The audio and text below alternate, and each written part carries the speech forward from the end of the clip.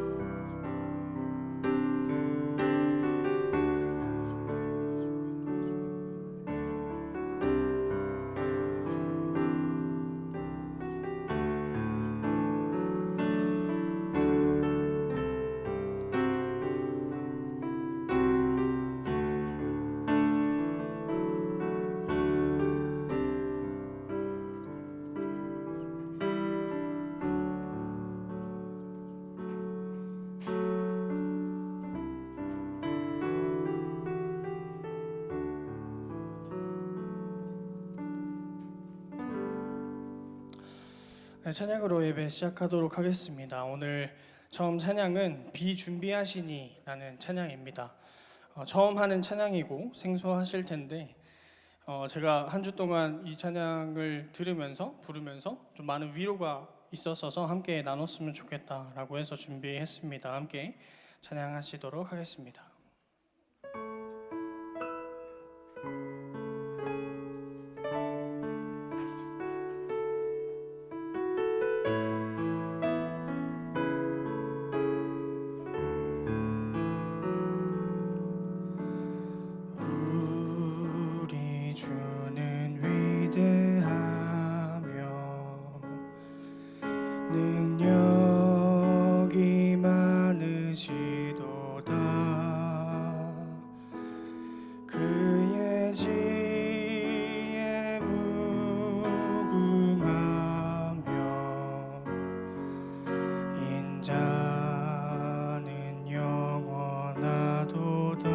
상한 자들을 고치시며 상한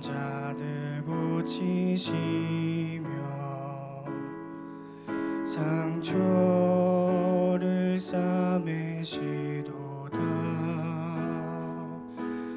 별들의 수를 세시며 이름을 붙이셨도다. 그가 구름으로 하늘을 덮으시며 땅을 위하여 비 준비하시니 예루살렘아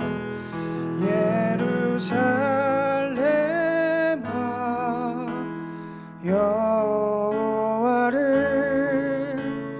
찬송할지어다. 내 하나님을 감사함으로 그 앞에 나가며 주 임재 앞에 경배. 상한 자를 고치시며 상한 자를 고치시며 상처를 싸매시도다. 별들의 수를 세시며 이름을 붙이셨도다. 그가 구름으로 하늘을 덮으시며 땅을 위하여 비 준비하시니 그가 구름으로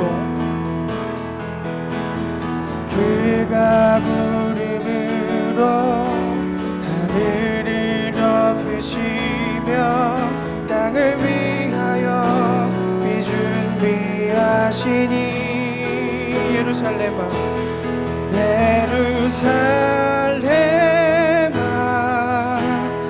여호와를 찬송할지어다. 내 하나님을 감사함으로 그 앞에 나가며 주 임재 앞에 경배. 예루살렘아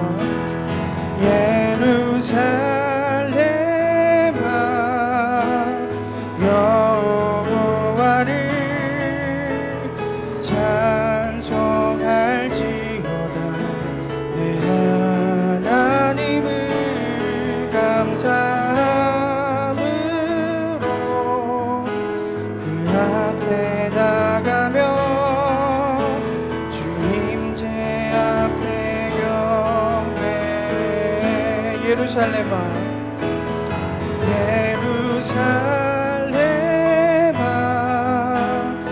여호와를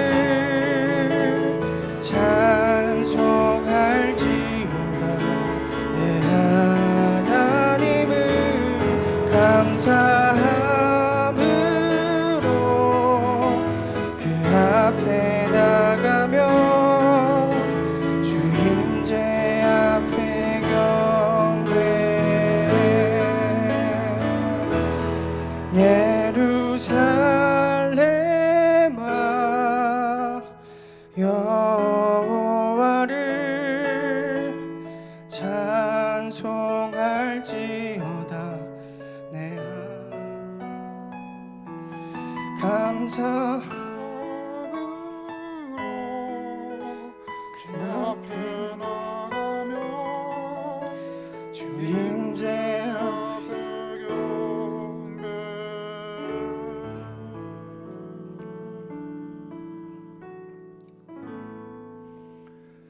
예배에 오신 여러분을 환영합니다.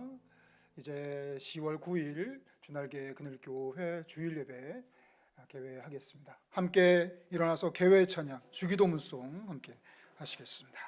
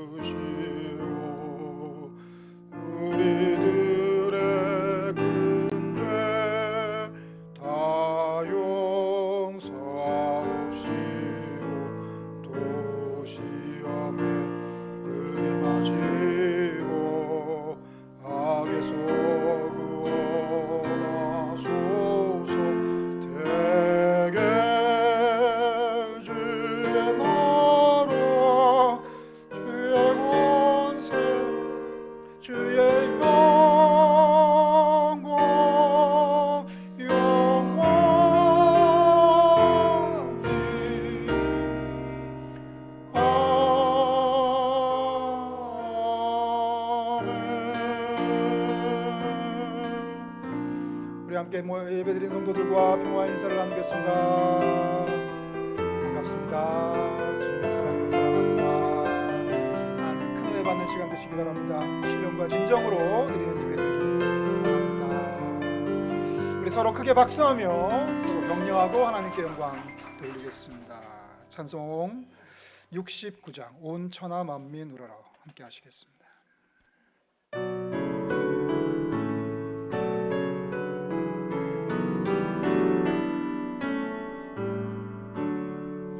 온 천하 만민 우러러 다 주를 찬양하여라. 할렐루야 할렐루야.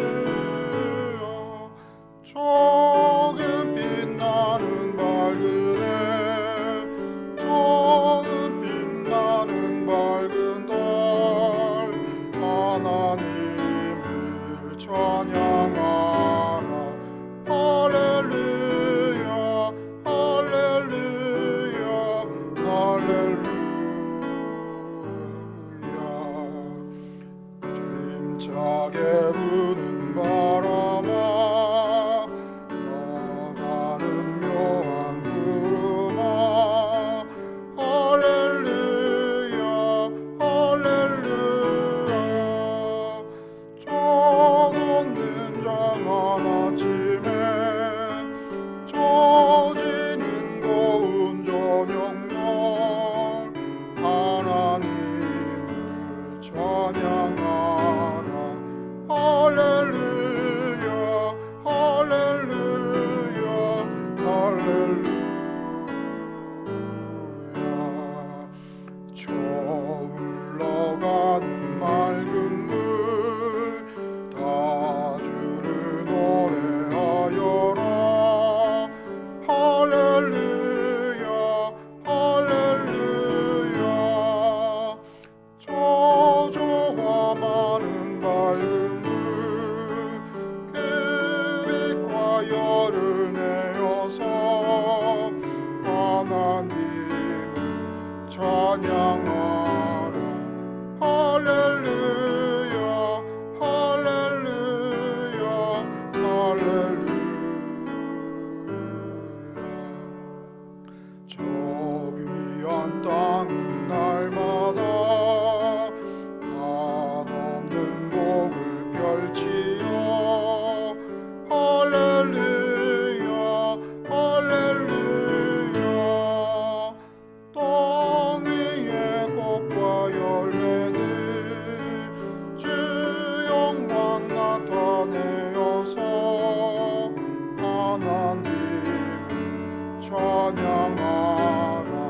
할렐루야 할렐루야 할렐루야. 너 선한 마음 가진 자 늘 용서하며 살아라. 할렐루야 할렐루야. 큰 고통 슬픔 가진 자 내 근심 주께 맡겨라. 하나님을 찬양하라. 할렐루야 할렐루야 할렐루야. 주 은혜 받는 만민아 다 꿇어 경배하여라. 할렐루야 할렐루야.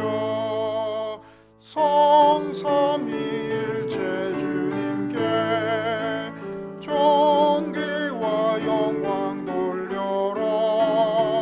주를 찬양 할렐루야 할렐루야 할렐루야 할렐루야. 아멘.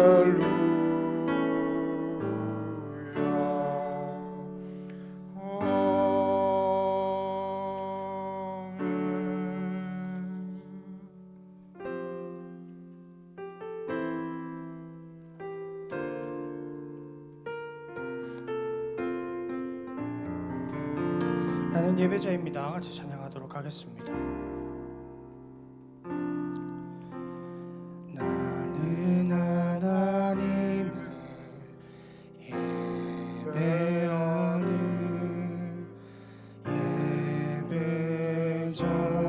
예배자입니다. 내가 서 있는 곳 어디서나 하나님을 예배합니다. 내 영혼 거룩한 은혜를 향하여 내 마음 완전한 하나님 향하여 이곳에서 바로 이 시간 하나님을 예배하니라. 나는 하나님을 예배하는 나는 하나님을 예배하는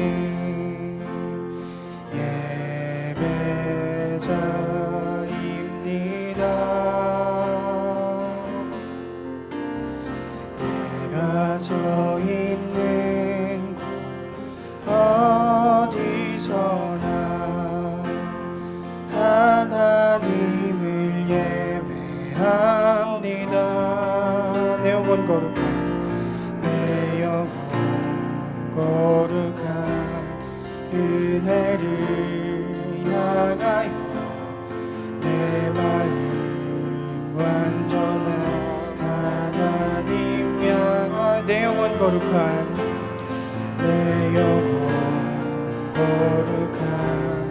은혜를 향하여 내 마음 완전한 하나님 향하여 내 영혼 거룩한 은혜를 향하여 내 마음 완전한 하나님 향하여 이곳에서 바로 이 시간 하나님을 예배하는 한 번 더 찬양하겠습니다. 나는 하나님을 예배하네. 나는 하나님을 예배하는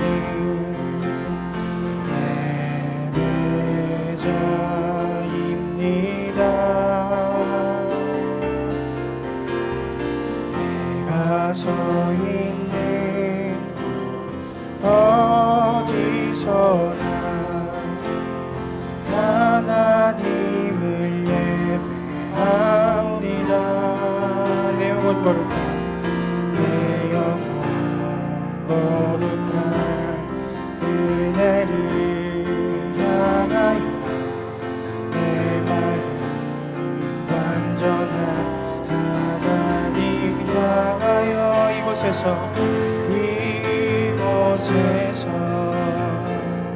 바로 이 시간 하나님을 예배하는 이곳에서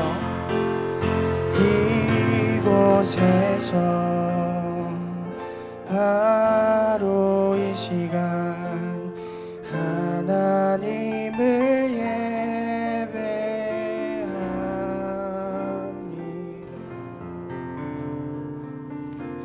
우리 이 시간 함께 기도하겠습니다. 기도할 때 지난 한 주간 되돌아보며 기도합시다. 여전히 고난과 고통은 계속되었습니다. 하지만 주님의 은혜가 우리를 지켜주셨습니다. 그래서 또 한 주를 살았습니다. 하나님께 감사의 기도를 드립시다. 주님의 한량없는 은혜와는 너무도 다르게 우리의 부족함과 허물이 너무도 큽니다. 주여 용서하여 주시옵소서. 주 앞에 예배하러 나왔습니다. 깨끗이 씻어 주시옵소서. 예배자로 합당하게 서게 하소서. 함께 기도하겠습니다.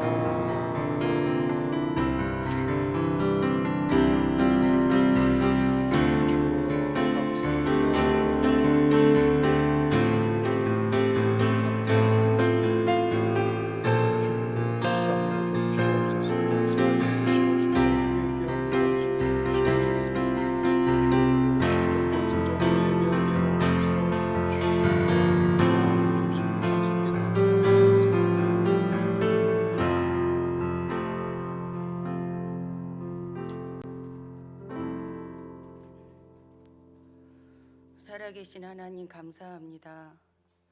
사람을 보고 세상을 볼 때는 만족함이 없고 암울했던 코로나 시대에 힘들고 지치고 우울하고 희망이 없어 살 소망도 잃어버린 사람들도 많았지만 세월이 가면 계절이 바뀌고 들판은 온통 풍성한 열매들이 자기의 때를 알아 여전히 꽃 피우고 제 역할을 감당하는 자연 앞에 기쁨을 얻습니다.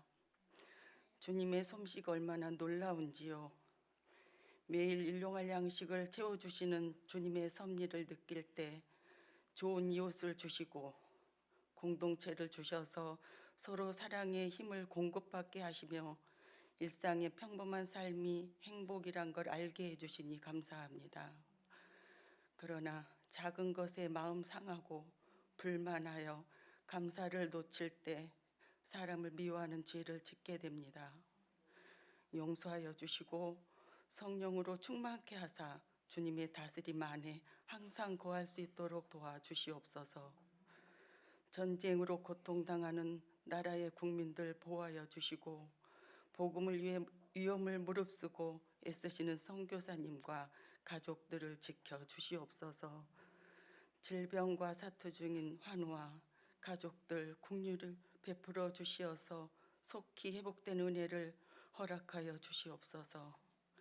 내 삶의 길을 잃은 캄캄한 영혼들 힘주시고 회복의 은총을 부어 주시옵소서. 우리 남호성 목사님 말씀의 능력을 부어 주시니 감사합니다.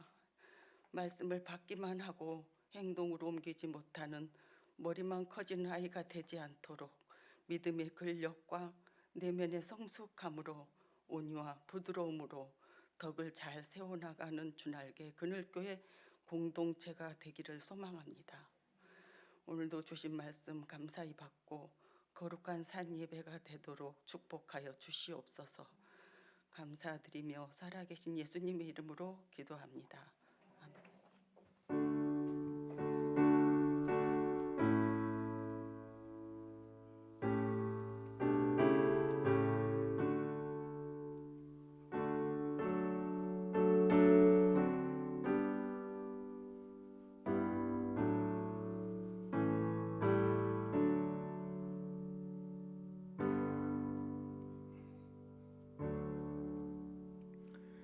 교회 소식을 말씀드립니다.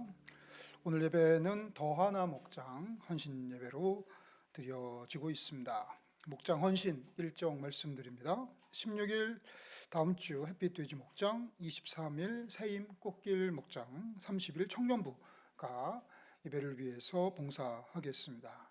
방역 지침 말씀드립니다. 최근에 코로나가 조금 잦아드는 끼임새가 있지만 우리가 긴장을 풀면 안 되겠죠. 실내에서 마스크 착용해 주시고 그리고 손 소독제 수시로 사용해 주시면 되겠습니다. 우리 교회가 드디어 전교인 야유회를 떠납니다. 아이고 그동안 벌써 한 3년 됐죠. 우리가 여기 야외에서 우리 교인들 전체 모여서 하는 행사 못한 지가 너무 세월이 길었습니다. 그런데 또 코로나 상황이기 때문에 또 우리가 긴장 풀 수 없기 때문에 간략하게 하려고 합니다. 10월 22일 토요일 달력에다가 동그라미 쳐주시고요. 오전 9시에 파주에 있는 율곡수목원에서 모이겠습니다. 우리 일산에서 출발해서 운전해서 한 30분, 40분 걸립니다. 멀지 않죠. 아마 전체 스케줄이 점심시간까지 하고 끝날 겁니다. 오전에 다 끝날 거니까요.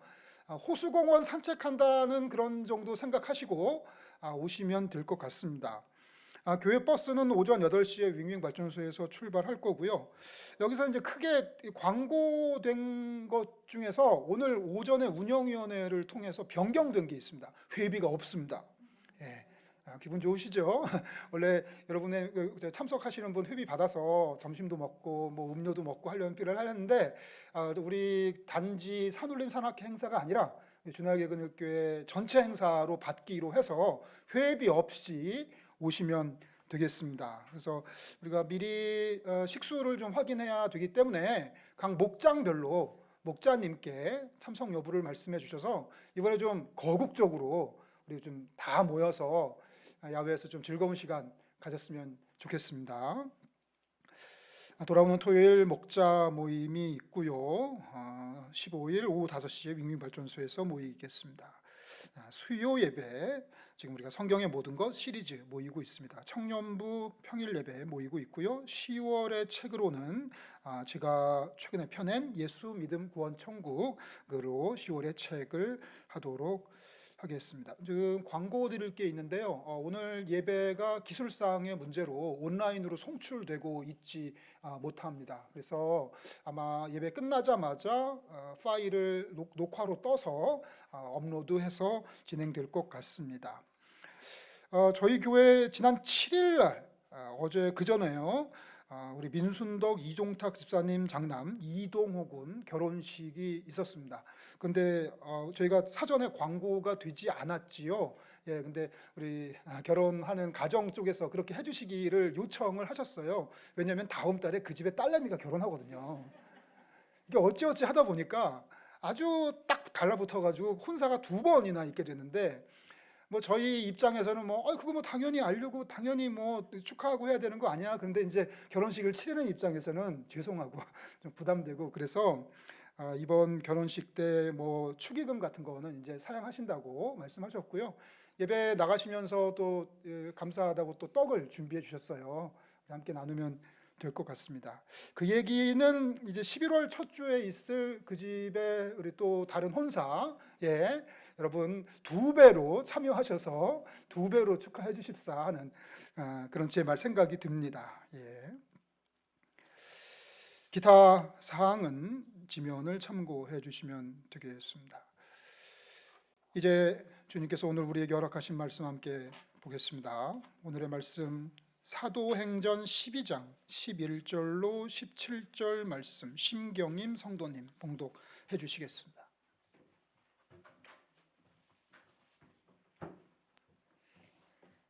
그때야 베드로가 정신이 나서 말하였다. 이제야 참으로 알겠다. 주님께서 주님의 천사를 보내셔서 헤롯의 손에서 그리고 유대 백성이 꾸민 모든 음모에서 나를 건져주셨다. 이런 사실을 깨닫고서 베드로는 마가라고 또 하는 요한의 어머니 마리아의 집으로 갔다. 거기에는 많은 사람이 모여서 기도하고 있었다. 베드로가 대문을 두드리니 노대라는 어린 여종이 맞으러 나왔다. 그 여종은 베드로의 목소리를 알아듣고 너무 기뻐서 문을 열지도 않고 도로 달려 들어가서 대문 앞에 베드로가 서 있다고 알렸다. 사람들이 여종에게 내가 미쳤구나 하고 말하자 여종은 참말이라고 우겼다. 그러자 그들은 베드로의 천사일 거야 하고 말하였다. 그동안에 베드로가 줄곧 문을 두드리니 사람들이 문을 열어서 베드로를 보고 깜짝 놀랐다. 베드로는 손을 흔들어서 그들을 조용하게 하고 주님께서 자기를 감옥에서 인도하여 내신 일을 이야기하였다. 그리고 그는 이 사실을 야고보와 다른 신도들에게 알리시오 하고 말하고는 거기에서 떠나 다른 곳으로 갔다. 아멘. 오늘 말씀의 제목은 연약한 믿음의 기도입니다. 여러분 최근에 기도 열심히 하시나요? 그리스도인이라면은 기도하는 삶을 놓지 말아야죠. 제가 전에도 말씀드렸듯이 기도는 그리스도인에게 호흡입니다. 마치 숨을 멈춘 사람은 이제 죽을 수밖에 없듯이 기도를 멈춘 그리스도인은 죽을 수밖에 없다. 이런 말씀 드린 적이 있습니다. 기도를 하긴 하는데 내가 기도하는 대로 이루어질까요? 우리는 기도하면서 기도의 응답을 생생하게 체험하면서 기도하나요?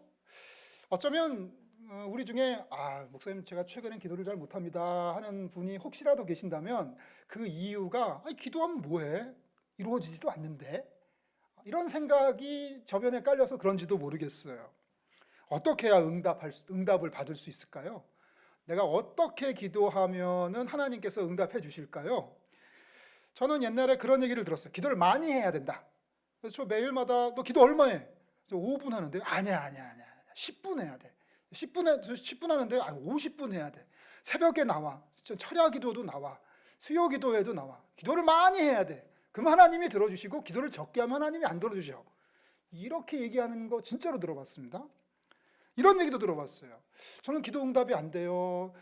너 기도할 때 어떻게 기도해? 하나님 아버지 감사합니다. 그렇게 하면 안 돼. 두 손을 들고 주여 삼창하고 불러 그렇게 소리를 고래고래 지르고 목이 다 쉬고 그래야 하나님이 들어주시지. 야, 생각해봐. 하나님이 하늘에 계신데 네가 얘기하는 게 하나님에 들으려면 얼마나 크게 해야겠니? 핸드폰이 있으면 참 좋을 텐데 그때는 이제 하나님이 핸드폰 안 갖고 계셨는지 모르겠는데 하여간 응답을 받으려면 기도를 크게 해야 된다. 이런 얘기 진짜로 들어봤습니다. 이런 얘기를 들어본 적도 있어요. 기도에 능력이 있는 사람이 따로 있다. 즉 기도빨이라고 들어보셨어요? 오늘 패션이 좋으신데요. 저 친구는 참 옷빨이 좋아. 이런 얘기 하잖아요. 기도빨이라 그래가지고 오늘 기도빨이 잘 듣네. 제가 그런 얘기도 들어봤어요. 그래서 우리 아무개 권사님 있잖아. 그 권사님 진짜 새벽 예배 안 받으시고 철야 예배 안 받으시고 기도 열심히 하시잖아. 그 권사님이 기도하시면 기도가 잘 응답된대. 그래서 그 권사님한테 부탁해봐. 그 권사님이 기도하시면 진짜 이루어질 거야. 아이가 병들었어. 그 권사님이 손대고 기도하면 아이가 난대. 목사님이 기도하면 난대. 저 그런 문화 속에서 자랐어요. 그럴까요? 그래서 특별히 능력 있는 기도를 하는 사람이 따로 있을까요? 그리고 일반 평신도들의 기도보다는 목사님의 기도가 조금 더 특별할까요? 그래서 아이가 아플 때 아빠가 기도해 주는 것보다 목사님한테 새벽에 달려가서 목사님한테 기도를 받아야 그래야 아이가 나을 수 있을까요? 저는 그런 문화 속에서 자랐던 것 같습니다. 근데 저는 그거 보면서 그럼 하나님은 우리 아버지 기도는 안 들으시고 목사님 기도를 안 들으시고 왜 그래? 기도자의 능력이 응답을 가져오는 거야? 하나님의 능력이 응답을 가져오는 거야? 이런 생각을 하게 되었어요. 오늘 제가 여러분과 함께 풀어볼 질문은 이것입니다. 기도는 어떻게 응답되나요? 그것에 대해서 미리 깔고 갈 전제는 이것입니다. 기도 응답은 어떤 기도자의 능력이 아니라 연약한 기도도 들으시고 응답하시는 하나님의 능력이다. 기도자가 어떤 능력이 있어서 응답이 오고 안 오고 하는 게 아니라 하나님이 능력이 있어서 기도 응답이 있고 없고 한다라는 거죠. 이 당연한 얘기, 뻔한 얘기를 좀 해보려고 합니다. 오늘 말씀 사도행전 12장 말씀 살펴볼 텐데요. 오늘의 이야기는 크게 4단락으로 살펴볼 수 있습니다. 첫 번째, 베드로가 감옥에 가요. 두 번째, 베드로가 감옥에서 탈옥합니다. 세 번째, 탈옥한 베드로가 신도들을 만나러 가고요. 그 다음에 네 번째는 탈옥 이후에 무슨 일이 있었나, 이렇게 이제 4가지가 나오는데, 먼저 1절부터 5절, 베드로가 감옥에 갇힙니다. 헤롯 왕이 있어요. 이 헤롯 왕이요, 초대교회의 지도자 중에 한 사람 야고보를 죽입니다. 그랬더니 유대인들이 좋아해요. 그랬더니 내가 야고보 죽이니까 사람들이 좋아하네. 그럼 한 명 더 죽여야지 해서 베드로를 체포를 합니다. 그래서 베드로가 감옥에 갇혀서 사형을 당할 위기에 처해 있어요. 그때 교회 공동체는 무엇을 하고 있었을까요? 5절 말씀 보시면 교회는 그를 위하여 간절히 기도했다. 생각해 보세요. 우리 교회에 어떤 분이 복음 전한다는 이유로 감옥에 갔어요. 그래서 벌써 1명 죽었고 지금 2명째 죽을 판이에요. 그러면 간절히 기도해야죠. 당연합니다. 근데 그 기도의 내용이 뭐였을까요? 기도하는 내용이, 교회가 모여서 베드로가 감옥 갔고 기도하는데 그 내용이 뭐였을까요? 살려달라고, 풀어달라고 기도를 했겠죠. 하나님, 우리 베드로 사도 풀어주십시오, 살려주십시오, 하나님이라면 하실 수 있지 않습니까? 하고 막 기도를 했을 거예요. 근데 그게 현실적으로 가능성이 큰가요? 크진 않죠. 왜냐하면 야고보가 벌써 죽었거든요. 지금 되게 중요합니다. 이 기도가 응답되는 이야기가 오늘의 이야기입니다. 교회 지도자가 감옥에 갔고 1명 죽었고 두 번째 교회 지도자가 갔는데 이 사람이 과연 죽을 거냐 살 것이냐, 하나님 살려주세요라고 기도하고 있습니다. 이 기도가 어떻게 응답되는가, 그리고 응답되는 과정 속에서 사람들은 어떻게 반응하는가가 오늘의 이야기예요. 첫 번째, 베드로가 감옥에 가는 얘기 드렸고, 두 번째는 이제 베드로가 감옥에서 탈옥을 하는데 6절부터 11절에 나오는 이야기인데 여기 재밌는 게 나옵니다. 인간과 하나님이 경쟁을 해요. 사람들은요 베드로를 가두어요. 그런데 하나님은 베드로를 풀어줘요. 그래서 사람들이 베드로를 얼마나 철저하게 가두었는가와 하나님은 그걸 얼마나 어이없게 쉽게 푸시는가를 비교해서 이야기하고 있습니다. 먼저 가두는 사람들의 이야기예요. 4절 보시면요, 베드로를 지키는데 4명씩 4패로 구성된 군인들을 배치를 했어요. 몇 명이죠? 4, 4, 16, 16명이 지금 베드로를 지키고 있습니다.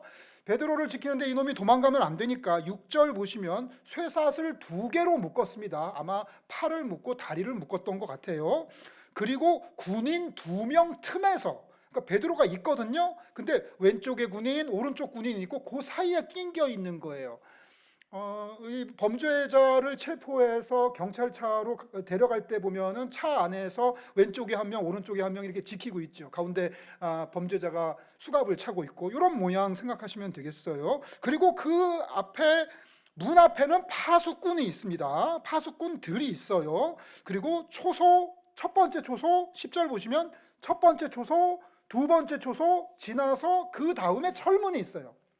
그러니까 베드로가 지금 나가려면요, 일단 쇠사슬 2개 풀어야 돼요. 그리고 양옆에 2 군인을 처치해야 됩니다. 그리고 그 앞에 16명, 4명씩 4패를 처치해야 되고, 파수꾼들을 다 처치를 해야 되고, 초소 첫 번째 통과해야 되고, 초소 2번째 통과해야 되고, 마지막에 철문 통과해야 돼요. 그러니까 지금 이 로마 사람들이 이 베드로를 철통 보안하고 있어요. 왜 그럴까요? 아니, 예수님은 죽었는데도 무덤 문 열고 부활하셨잖아요. 그리고 그 전에도 이 감옥에 갇힌 그런 사도들이 아주 초자연적인 기적 사건으로 인해서 막 지진이 나고 그래서 그냥 쓱 빠져나간 일들이 몇 번 있었어요. 그래서 그런 일이 다시는 일어나면 안 된다. 그래서 인간들이 당대의 과학기술과 뭐 어떤 수감 방법을 총동원해서 지금 완전 꽁꽁 묶어놓고 있는데, 하나님이 그걸 어떻게 푸시나. 7절 보시면 갑자기 천사가 나타나요. 빛이 쫙 비치면서.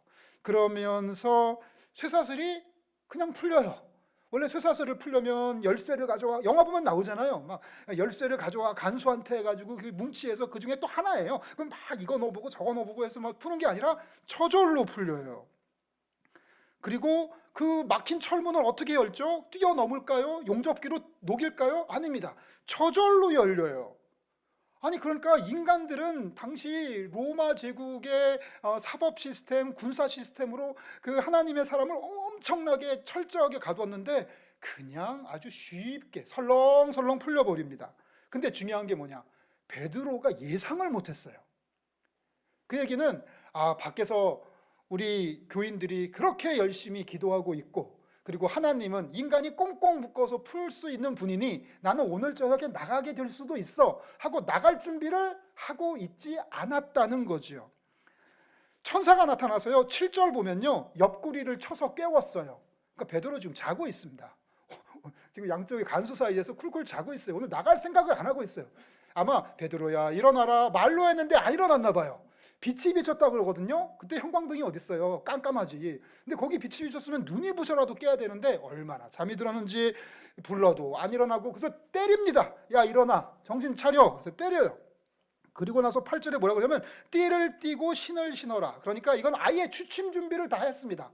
신발도 안 신고 옷도 제대로 안 차려입고 아예 그냥 지금으로 치면 그냥 빤스레메리아스만 입고 그냥 자빠진 거예요. 그냥 편하게 있는 거죠.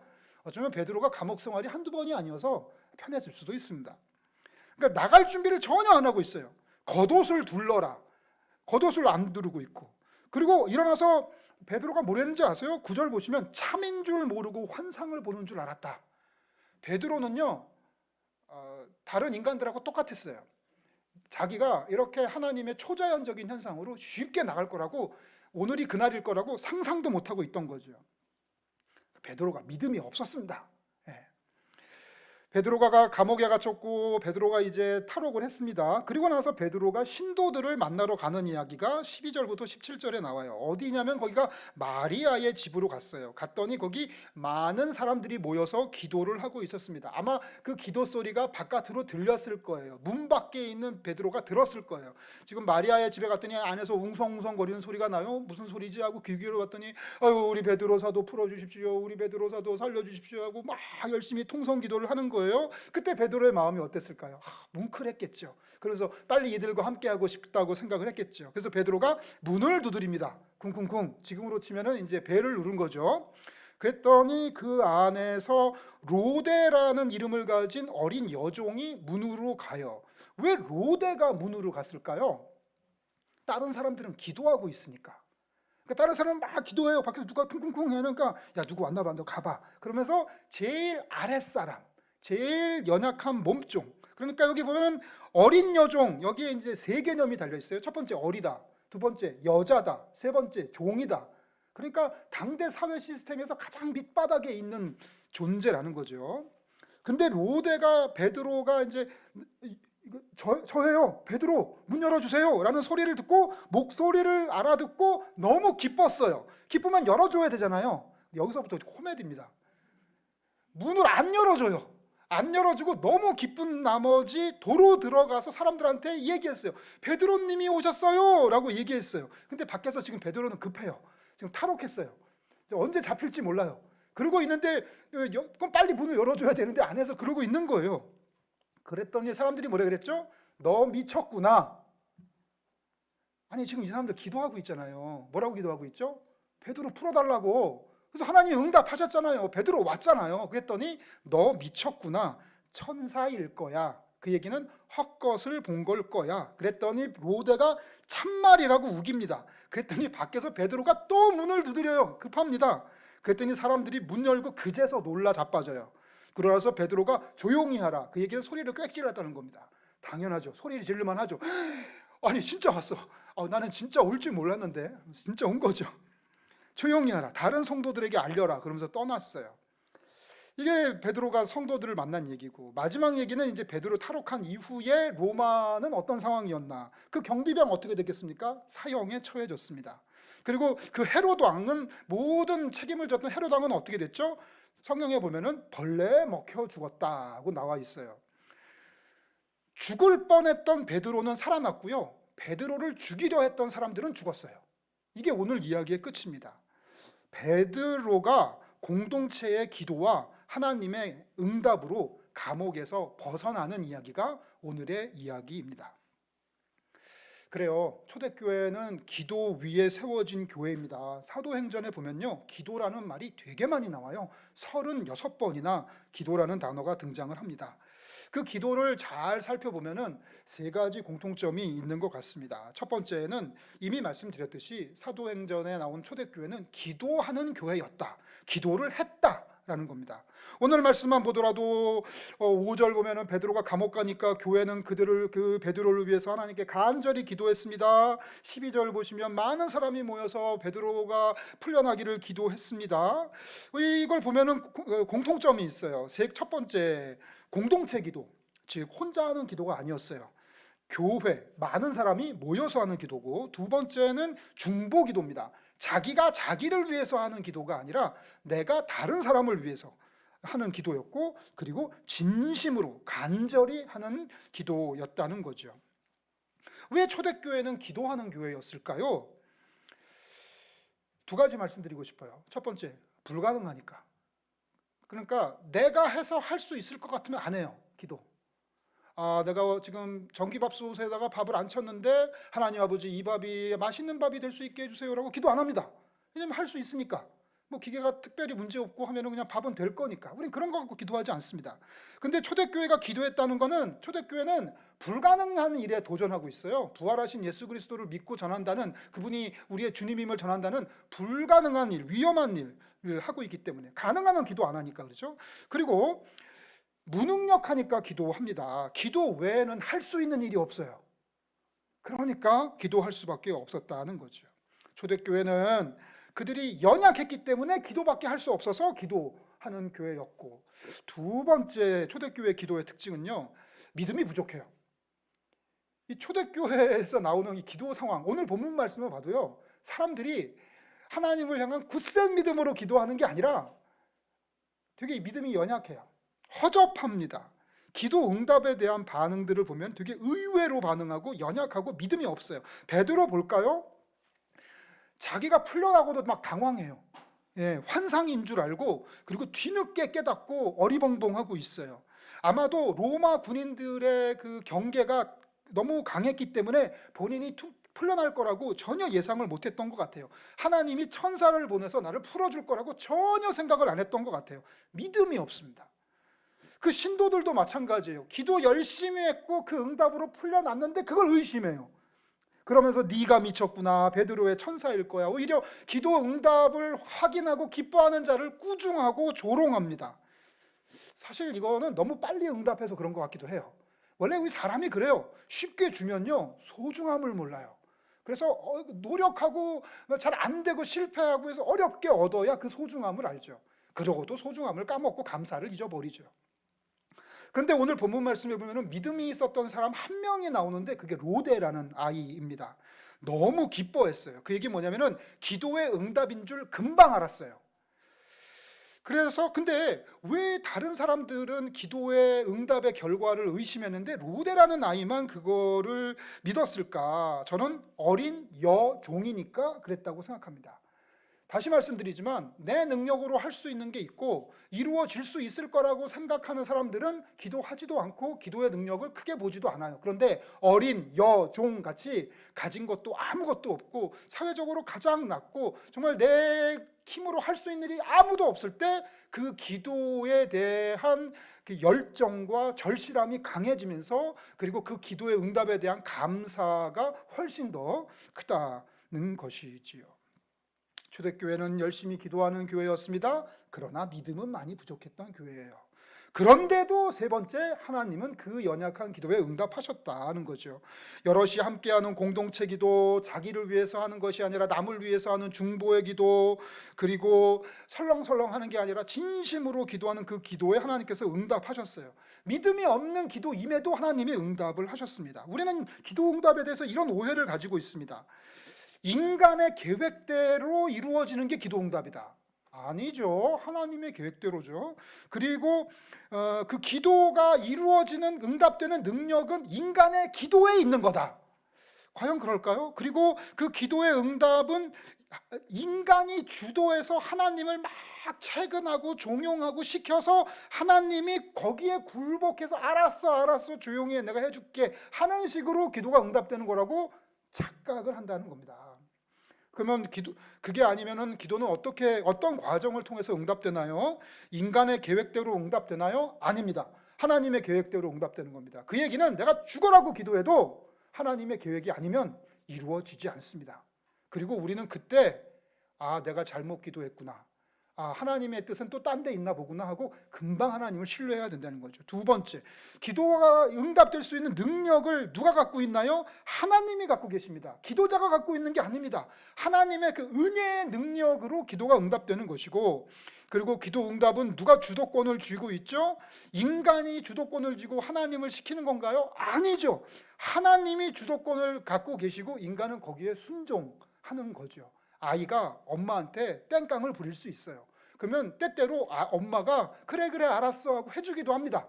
그러나 이게 아이에게 전혀 유익하지 않고 오히려 아이에게 해롭다고 생각하면 엄마는 절대 해주지 않습니다. 오히려 아이의 뜻을 꺾고 굽히게 만들죠. 이게 정상입니다. 하나님도 우리에게 그렇게 한다는 거죠. 하나님께 원하는 게 있으면 기도하십시오. 그러나 그렇게 되지 않을 수도 있습니다. 그렇다고 너무 슬퍼하거나 노여워하지 마십시오. 그게 더 나은 방향일 수 있다는 것이죠. 기도는 응답됩니다. 그 응답되는 기도는 인간의 믿음이 대단해서 응답되는 게 아니라 인간의 믿음이 연약하지만 응답되는 것이고 하나님의 은혜의 능력이 너무도 크시기 때문에 응답이 된다는 거죠. 제가 우리 주날개 그늘교회 개척을 준비하면서 진짜 기도 열심히 했습니다. 그때 제 기도 제목이 크게 두 개였죠. 첫 번째, 우리 주날개 그늘교회를 세워주시옵소서. 두 번째, 우리 엄마 살려주세요. 왜냐면 그때 우리 어머니가 암투병 중이셨거든요. 근데 어떻게 됐나? 교회는 세워졌고 어머니는 떠나셨습니다. 그럼 하나님의 응답은 이루어진 건가? 절반만 이루어졌네요. 교회는 세워졌고 어머니는 떠났으니까. 과연 이 응답이 미완의 응답일까요? 제 기도는 소용이 없는 거였을까요? 하나님의 계획은 어디에 있는 걸까요? 우리는 그 질문을 아는 채 또 다른 기도를 하는 겁니다. 오늘 세 가지 말씀드리고 싶습니다. 기도합시다. 예. 기도를 한다는 그 행위 자체에 무지 중요한 신앙 고백이 담겨 있어요. 첫 번째, 하나님의 존재를 믿는 믿음. 하나님이 없다고 생각하는 사람은 기도하지 않습니다. 하나님이 있다고 생각하거나 최소한 있었으면 좋겠다라고 생각하는 사람이 기도한다는 거죠. 기도하는 행위는 하나님의 존재를 인정하는 행위입니다. 두 번째, 인간의 무능력. 나는 못합니다. 나는 부족합니다. 나의 부족함, 나의 연약함을 시인하는 게 그 기도에 담겨 있죠. 우리 기독교 신앙이 뭡니까? 인간이 죄인이다. 그래서 회개해야 된다. 이게 담겨 있는 거 아닙니까? 그래서 기도하는 행위 자체에 주여 저는 못하겠습니다. 하나님이 다 해주셔야 됩니다라는 고백이 있긴 거고, 그 다음 세 번째 중요한 기도에 담긴 신앙 고백은 하나님의 능력을 신뢰하는 거죠. 저는 못합니다. 그러나 하나님은 하실 수 있습니다. 하나님은 제가 불가능하다고 생각하는 것도 하실 수 있는 분입니다. 하나님 도와주십시오. 이 고백이 있는 거고, 하나님의 능력을 인정하는 거죠. 마지막으로가 되게 중요한데, 하나님하고 저하고 그런 사이 아니잖아요가 있는 거예요. 그 얘기는 뭐냐면은 어떤 재벌이 있어요. 돈이 진짜 많습니다. 근데 제가 무지 가난해요. 돈 1,000만 원만 있으면 좋겠어요. 그 재벌한테 전화해요. 저 돈 1,000만 원만 주세요. 왜요? 아니, 아저씨 돈 많잖아요. 근데 왜 제가 당신한테 줘야 됩니까? 당신 누구세요? 제가 왜 당신한테 돈 1,000만 원을 줘야죠? 아무도 안 줍니다. 어떤 재벌도. 하나님께 기도하고 하나님 저 이거 응답해 주세요라고 기도한다는 건 하나님 우리 그런 사이잖아요 예요. 하나님 우리 아빠잖아요. 나 하나님의 자녀잖아요. 그러니까 제가 하나님께 기도하는 거고 하나님 저 응답해 주실 거잖아요. 이 관계를 인정하는 겁니다. 하나님은 그냥 뭐 나랑 별 관계 없는데 그냥 어디 사채업자 같은 분인데 내가 급전이 필요해서 달려가서 그럼 이자 많이 줄래? 나중에 헌금 많이 할래? 충성봉사할래? 그래서 고리대금업을 하는 그런 하나님이 아닙니다. 예. 우리 하나님은 우리 아빠, 우리 엄마 같은 분이고 나는 그의 자녀니까 엄마 아빠한테 땡깡하는 건 자녀의 권리예요. 물론 그게 되고 안 되고는 다른 문제이긴 하지만, 즉 하나님과 나와의 친밀한 관계를 인정하고 시인하는 행위가 기도에 담겨 있기 때문에 우리는 기도를 해야 합니다. 근데 우리는 기도할 때 그런 생각하는 경우가 있어요. 아유, 나같이 부족한 자가, 나같이 게으른 자가 기도하는 기도 하나님이 응답하실까? 내가 하나님이라도 응답 안 하겠다. 평소에 지멋대로 살고 평소에 교회도 안 오고 막 그 지멋대로 살다가 급한 일이 있을 때 막 달려나와서 하나님 그러면 하나님이 들어주실까? 아유, 정말 저 얄미운 놈 꺼져라 그러지 않을까? 나는 그럴 것 같은데 그렇지 않다는 게 오늘 말씀으로 입증되는 겁니다. 우리 하나님은요, 연약한 기도를 들으시는 하나님이에요. 어떤 인간이 하나님 마음에 100% 들 만큼 완벽하고 거룩해서 기도합니까? 그런 인간은 세상에 존재하지 않습니다. 그렇다고 말하는 자는 죄인입니다. 그 발언 자체가 죄의 교만병이라는 거죠. 우리 하나님은 인간의 연약한 믿음을 사용하셔서 이 땅에 놀라운 일을 하시는 분 아닙니다. 근데 중요한 게 있습니다. 이거를 나의 믿음이 연약함을 합리화하는 용도로 사용하면 안 돼요. 우리는 우리의 믿음의 분량이 커지도록 노력을 해야 돼요. 그렇지만 그것이 완벽에 도전하는 것이 될 수 없음을 우리가 알아야 된다는 거죠. 제가 지금 드리는 건 우리의 연약한 믿음의 기도에도 응답하시는 하나님의 은혜와 능력을 찬양하기 위해서 이 얘기를 하는 거지. 그래, 우리 뭐 열심히 할 필요 없어. 대충 해. 하나님이 보시고 뭐 적합하면 다 응답해 주신대잖아. 이렇게 생각하면 안 된다는 거죠. 여러분, 우리의 믿음이 부족합니다. 시인합시다. 그리고 기도합시다. 왜 우리가 기도해야 하나요? 기도밖에 할 수 있는 게 없잖아요. 자식을 위해서 왜 기도해야 하나요? 이제 자식은 부모 말 안 들어요. 예. 자식의 인생은 자식의 인생이에요. 부모가 할 수 있는 건 기도밖에 없는 겁니다. 그리고 우리가 왜 기도해야 되죠? 성경에 보면 하나님이 기도하라고 하셨어요. 그래서 기도하는 거라는 거죠. 초대교회는 되게 믿음이 없었던 것 같아요. 그런데 보면요, 이 믿음이라는 거는 결과가 아니라 과정의 개념이에요. 그 얘기는 뭐냐면 나는 확실하게 믿는다 이런 결과적 개념이 아니라 좀 힘들고 어렵고 의심되고 조금 주저되지만 한번 믿어보려고 한다. 이게 더 진실한 믿음일 수 있다는 거예요. 믿음의 확신. 저는 뭐 확실한 믿음. 그런 게 어디 있습니까? 옛날에 뭐 아무개 권사님, 장로님, 뭐 저 신앙생활하면서 만났던 훌륭한 분들, 뭐 굳센 믿음 막 그런 있었지만, 나중에 다 박살나고 깨지고 자기 갈 길로 가고 그런 경우도 제가 너무 많이 봤어요. 저는 이런 조심스러운 믿음, 유보적인 믿음, 의심하는 믿음이 더 진실하고 사실적인 믿음이라고 생각해요. 그렇게 자기가 믿음의 확신이 있다고 얘기하는 사람은 의외로 역설적으로 되게 맹목적인 믿음, 그리고 되게 비이성적인 믿음, 그래서 가짜 목사한테 잘 속는 믿음, 이상한 사이비 이단에 잘 빠지는 믿음을 가진 사람일수록 이렇게 맹목적이고, 오히려 합리적인 믿음은 나는 늘 그게 의심돼, 나는 늘 그게 풀리지 않는 거야. 그렇지만 나는 하나님을 신뢰할 때 그런 거죠. 저희 아버지 존경합니다. 저희 아버지 신뢰해요. 그렇지만 아버지 마음에 안 드는 거 있어요. 납득이 잘 안 되는 것도 있고. 그래도 저는 저희 아버지를 신뢰해요. 저희 아버지를 저의 존경하는 인생의 멘토로 생각을 한다는 거죠. 믿음의 확신이라는 단어 안에 담겨 있는 위험성을 우리는 발견하고, 믿음이라는 것은 어떤 완결의 개념이 아니라 계속 이루어가는 점진적인 개념으로 하나 풀면 하나 나오고 하나 풀면 하나 나오는 그런 개념으로 이해하는 게 좋습니다. 로데라는 아이가 아주 연약했지요. 그러나 그녀는 아주 순수한 믿음을 가졌어요. 하나님은 로데의 기도를 응답하셨다고 생각을 합니다. 연약한 기도에 응답하신 하나님의 은혜예요. 어리고 여자고 종이고 아무것도 가진 것 없지만, 그렇기 때문에 가진 것이 없었기 때문에 더 순수할 수 있었고, 그렇기 때문에 하나님의 기도 더 정성껏 기도했고 진심으로 기도했고, 그 응답을 하나님께 기쁘게 받을 수 있었다는 거죠. 우리가 기도하고, 그리고 믿음이 부족해도 기도하고, 세 번째가 중요한데, 우리가 기도하고 응답이 오면 하나님한테 감사할 줄을 알아야 됩니다. 오늘 말씀 보면 로데가 기뻐했지요. 응답에 감사했습니다. 근데 이제 우리가 기도하고도 감사가 없는 경우가 많아요. 그게 왜 그러냐면은 기도를 너무 큰 것만 해요. 그러니까 우리 아이가 지금 시한부랍니다. 그 전까지는 기도를 안 하다가 아이가 시한부에 걸려야 기도를 해요. 그러니까 그 전에는 작은 기도의 작은 감사가 누적이 돼서 그게 우리의 삶이 되고, 그러다가 혹시 난리가 나면 큰 기도에 또 큰 응답이 오면 큰 감사가 있는 건데, 평소에 작은 기도도 안 해봤고 작은 응답이 있어도 그 응답인 줄도 모르고 작은 감사도 안 해봤기 때문에 그에게 큰 기도에 큰 응답이 있어도 감사가 없다는 거죠. 우리의 육체는 1년에 한 번 먹는 생일 케이크, 1년에 몇 번 먹는 무슨 랍스타나 스테이크로 구성되어 있지 않아요. 매일 아침 먹는 샌드위치, 시리얼, 김치찌개, 된장찌개, 뭐 국수, 뭐 이런 것으로 우리의 몸이 구성되고 살아가는 거지, 뭐 1년에 한두 번 먹을까 말까한 그런 신기하고 놀라운 음식은 그냥 간헐적으로 있는 기쁨일 뿐이라는 거죠.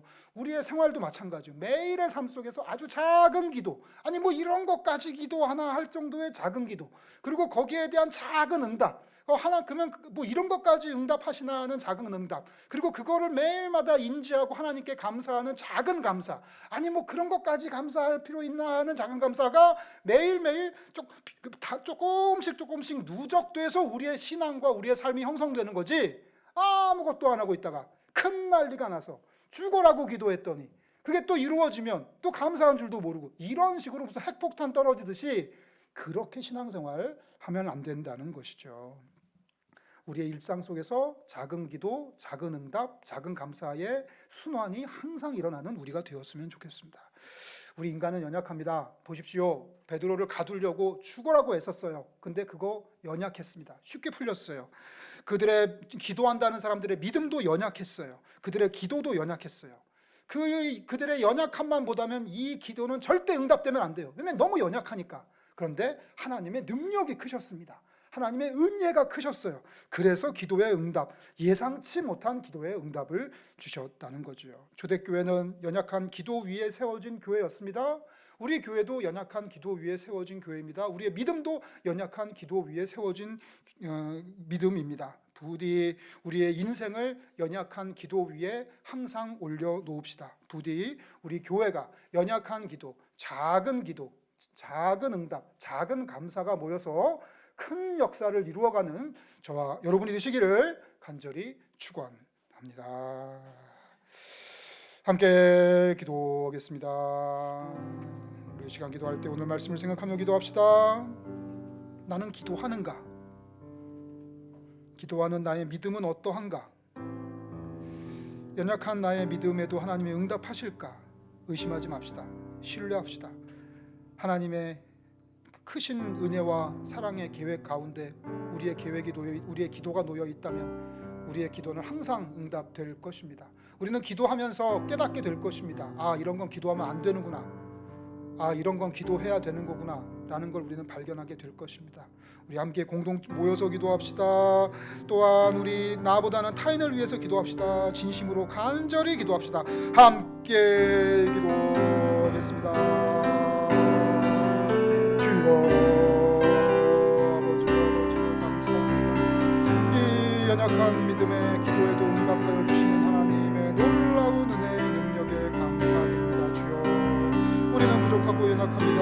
하지만 당신의 은혜 덕분에 우리가 살아갑니다. 주여, 응답하여 주시옵소서. 우리의 일상 속에서 기도가 멈추지 않게 하시고 그에 대한 응답을 감지하며 감사하는 찬양이 끊이지 않는 우리의 삶이 되게 하여 주시옵소서. 예수 그리스도 이름으로 기도합니다. 아멘.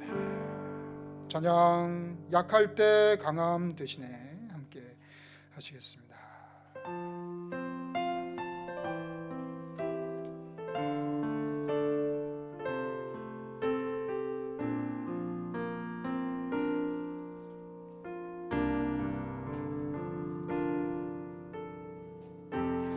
약할 때 강함 되시네 나의 보배가 되신 주 나의 모든 것 주 안에 있는 보물을 나는 포기할 수 없네 주 나의 모든 것 예수 어린 양 예수 어린 양 존귀한 이름 예수 어린 양 존귀한 이름 십자가 죄 사셨네 십자가 죄 사셨네 주님의 이름 찬양해 주 나의 모든 것 쓰러진 나를 세우고 나의 빈잔을 채우네 주 나의 모든 것 예수 어린 양 예수 어린 양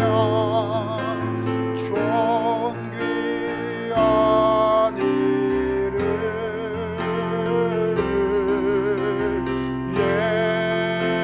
예수 어린 양 존귀한 이름 예수 어린 양 예수 어린 양 존귀한 이름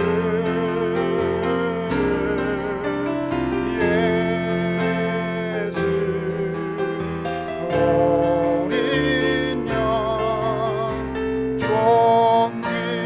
존귀한 이름 함께 일어나 봉헌하시겠습니다.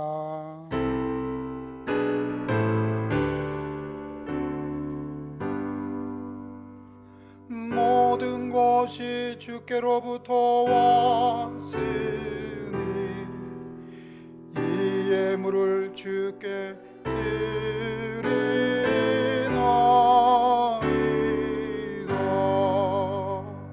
아멘.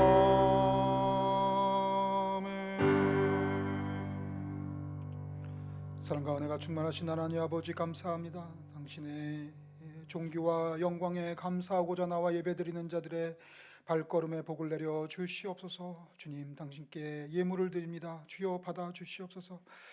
이 세상에 아직도 죄악 가운데 짓눌려서 하나님께 기도할 줄 모르고 고통받으며 눈물을 흘리는 자들 주께 나오게 하고 구원하여 기도자로 세우는 일에 이 예물을 사용하게 하여 주시옵소서. 주여, 지금 이 시간에도 위험천만한 세계 구석구석에서 그리스도의 복음을 전파하며 수고하고 애쓰는 해외 선교사들에게 함께 하시어서 그들의 노고를 치하하여 주시고 그들의 가정에 큰 복을 베풀어 주시옵소서.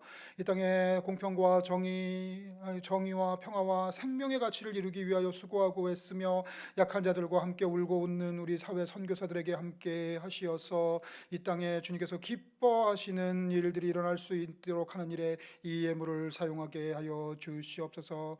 하나님, 우리 가운데 여러 가지 문제로 힘들어하는 사람들 많습니다. 특별히 본인의 건강, 또한 가족의 건강, 특별히 부모님의 병환으로 인하여서 목 놓아 울며 기도하는 자들이 있습니다. 주여 붙들어 주시옵소서. 우리의 믿음은 연약하고 부족합니다. 하오나 당신의 은혜의 능력이 크심을 알고 있습니다. 주여 고쳐 주시옵소서. 살려 주시옵소서. 우리에게 기적을 나타내어 보여 주시옵소서.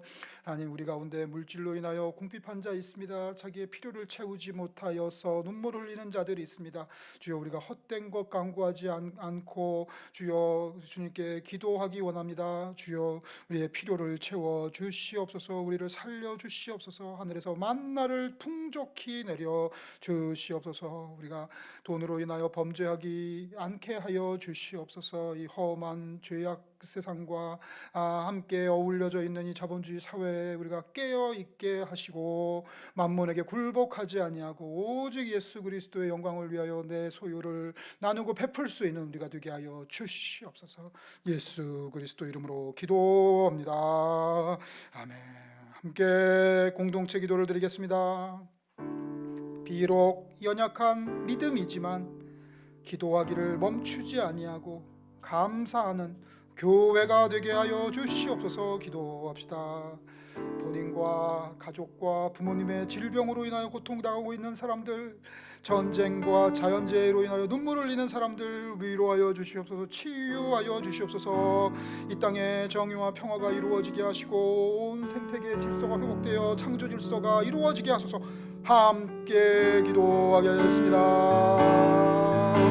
주여 아버지 주여 불쌍히 여겨주시옵소서. 우리의 믿음이 연약합니다. 그러나 당신 앞에 또 나와 기도합니다. 주여, 우리의 기도를 들어주시옵소서. 응답하여 주시옵소서. 주여, 주님의 응답에 기억하고 감사하는 우리가 되게 하여 주시옵소서.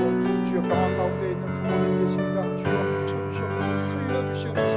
우리의 가족 중에 아픈 사람들이 있습니다. 주여, 그의 몸을 강건케 하여 주시옵소서. 치유하여 주시옵소서.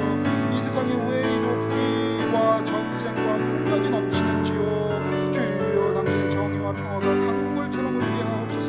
주님의 창조 질서가 회복되어 온 피조물이 하나님께 찬양하며 온 생태계에 새 힘을 얻게 하소서.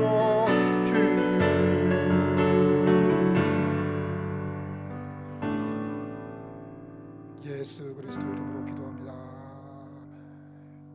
바송의 찬양, 여호와 이스라엘의 구원자 함께 하시겠습니다.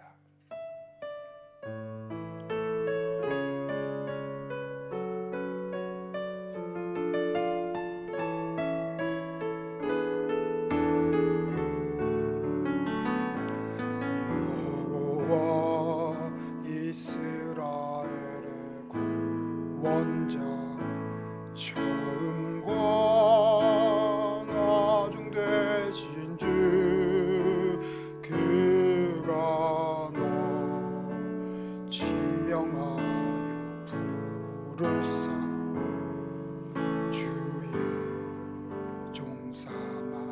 주셨네.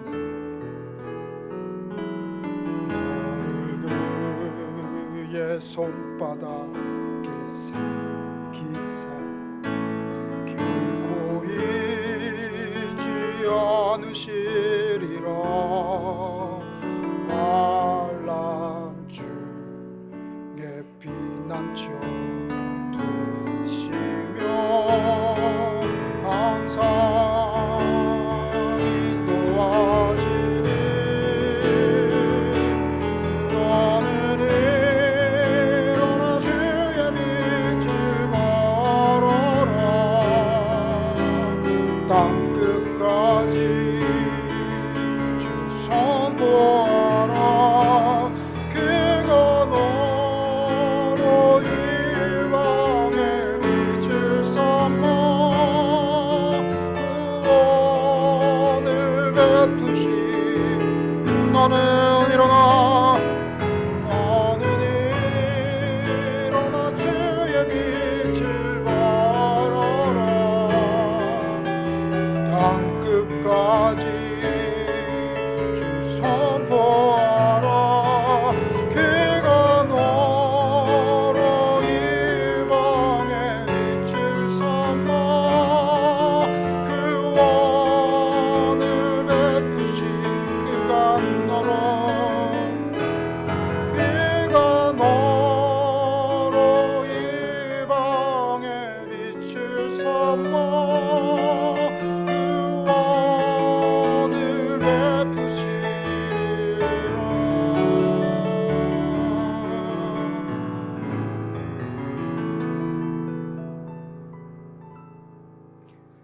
지금은 우리 주 예수 그리스도의 크신 은혜와 전능하신 하나님 아버지의 극진하신 사랑하심과 성령님의 감화내주 교통하심이 비록 연약한 믿음이지만 기도하기를 멈추지 아니하며 항상 감사하며 살기로 다짐하고 떠나는 모든 성도들 머리 위에 지금부터 영원히 함께 하시기를 간절히 축원하옵나이다.